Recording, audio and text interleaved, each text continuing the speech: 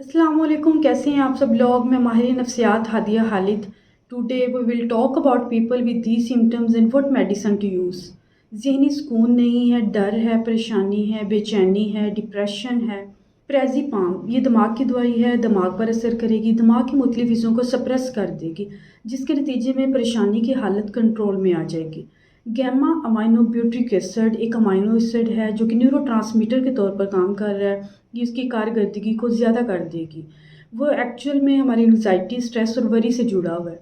जब वो ज़्यादा होता है, उसकी मिक़दार ज़्यादा होती है तो ज़हनी सुकून आ जाता है और डर और परेशानी कंट्रोल में आ जाती है। जब वो ज़्यादा होगा तो मुख्तलिफ सेल्स जो काम कर रहे होंगे, जो हमारी परेशानी का बायस बन रहे होंगे, यूँ उनको सप्रेस कर देगी, जिसके नतीजे में परेशानी की हालत जो है वो कंट्रोल में आ जाएगी। और सबसे अहम बात, जो औरतें जो फ़ीमेल प्रेग्नेंट हैं, हामला हैं, वो इस दवाई का इस्तेमाल बिल्कुल नहीं करेंगी। इस दवाई के इस्तेमाल से रहम में मौजूद बच्चे पर बुरे असरात ज़ाहिर हो सकते हैं।